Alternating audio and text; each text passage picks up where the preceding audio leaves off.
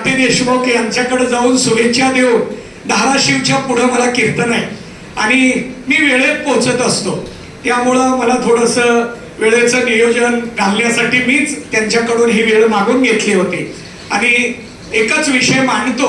आता त्यांची 25वी या ठिकाणी अॅनिव्हर्सरी आहे, त्याबद्दल पुढील वाटचालीसाठी मी त्यांना शुभेच्छा देतो. खरं तर सहजीवन कसं असावं याचं उदाहरण म्हणजे हे दोघे आहेत. आपल्या जीवनाच्या वाटचालीमध्ये अडचणी येत असतात, अडथळे येत असतात. संसारामध्ये अडथळे येतातच, त्यालाच संसार म्हणतात. आलेल्या अडथळ्याला व्यवस्थित पद्धतीने विचारपूर्वक बाजूला काढून आपण आपलं मार्गक्रमण करणं, ध्येय गाठणं हे खूप महत्वपूर्ण ठरतं. आणि म्हणून या मंडळींच्या बाबतीतलं अतिशय महत्वाचं एक योगदान म्हणजे आमचे आदरणीय बिले काका. त्यांचंही या परिवाराचं नातं इतकं चांगलं आणि मोठं आहे की त्यांनी या सगळ्याला लहान असताना खूप मानसिक आधार दिला.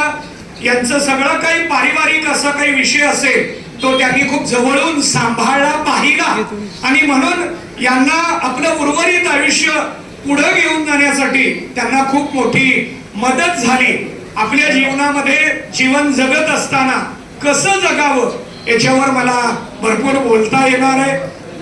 आपला जोडीदार कसा असावा, जोडीदाराबरोबर आपण जीवनाचा प्रवास कसा करावा हे आता आपल्याला सगळ्याला ऐकायलाही बरं वाटणार आहे. पण माझ्याकडेच वेळ नसल्यामुळं मी आता काही माझ्या बोलण्याला पुढे घेऊन जात नाही.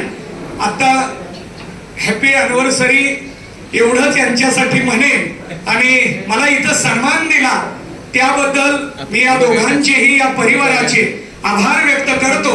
आपण सर्वजण ऐकून घेतलात त्याबद्दल आपल्याविषयी कृतज्ञता व्यक्त करतो आणि मी माझं मनोगत थांबवतो.